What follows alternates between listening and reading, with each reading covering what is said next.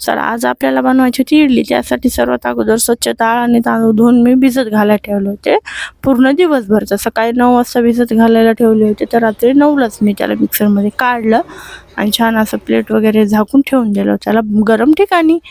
त्यानंतर सकाळी हे बघा असं छान आपलं फुगून असं पीठ खूप म्हणजे त्याच्यापेक्षा डबलच झालं होतं बरं का. आणि खूप छान असा कलर आला होता त्याला, एकदम व्हाईट व्हाईट झालं होतं. त्यानंतर मस्त आदान ठेवलं इडली करण्यासाठी. मला अगोदर इडली करते म्हणजे पाणी टाकतात, लिंबू टाकायचं बरं, ते काळं होत नाही, पण माझ्याकडे नव्हतंच.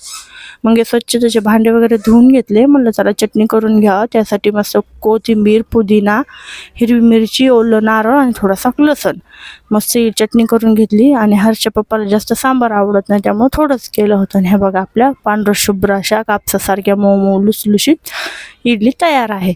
हे शिजले का तर बघत होते मी, तर खूप छान असे शिजले होते. त्यानंतर हर्षसाठी डोसा आणि इडली दोन्हीही केलं होतं. तर एवढी मेहनत करून असं छान आपल्याला जर रिॲक्शन भेटलं ना, आपल्या बाळाला आवडलं ना, तर पूर्ण अशी आपली मेहनत एकदम असं आपल्याला छान वाटते. म्हणजे काही थकवा होत नाही किंवा ताण वाटत नाही, एकदम छान रिलॅक्स वाटते. ते बघा किती छान अशी रिॲक्शन देते हर्ष खाल्ल्याच्या नंतर.